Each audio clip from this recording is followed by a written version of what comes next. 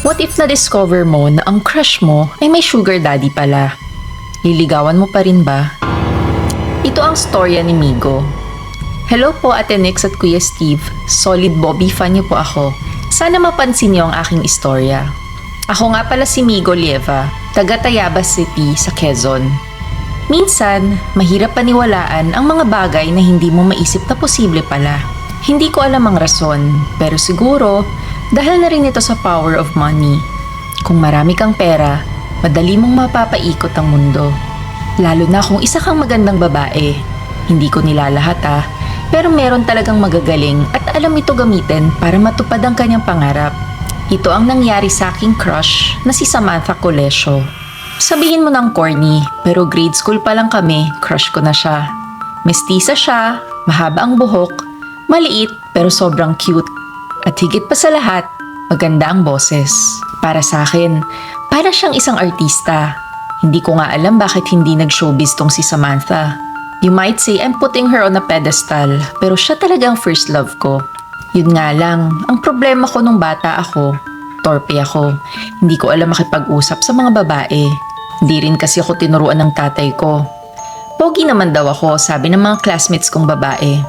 Pero suplado. Siguro, yun lang ang nakuha ko sa papa ko. Suplado din kasi siya.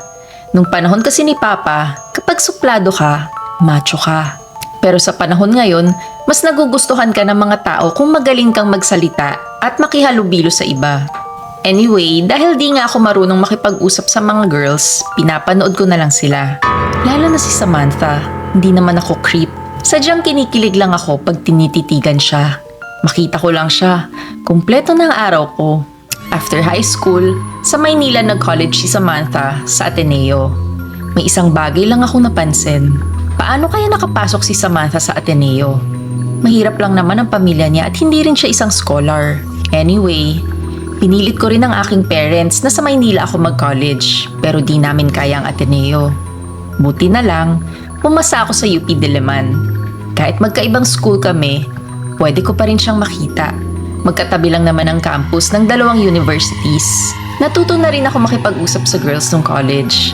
At naging close din kami ni Samantha. Hindi ko na napigilan at tinanong ko si Samantha kung bakit single pa rin siya. Kahit madaming naliligaw sa kanyang mga mayayaman at kwapo. Ang sagot niya sa akin, gusto niya daw kasing maging mayaman muna. At ayaw niyang maging mahirap tulad ng tatay at nanay niya. Marami raw siyang pangarap.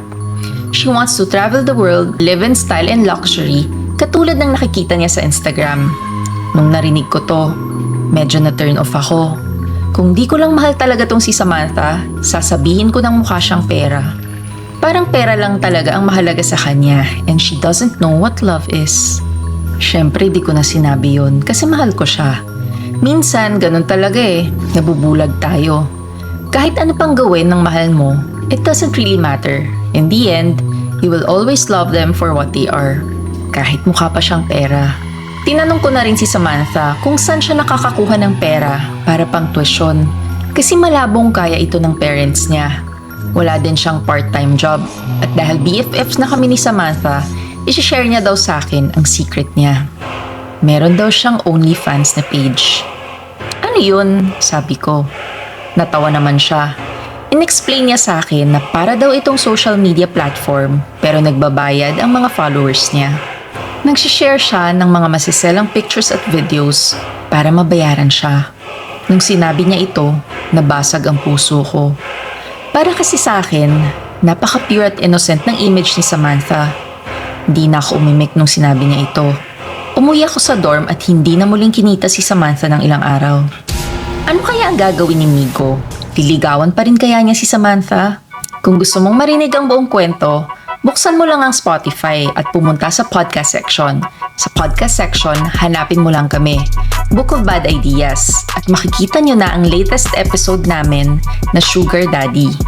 Don't forget to rate us and follow us also para updated kayo sa mahahaba naming kwento sa Spotify.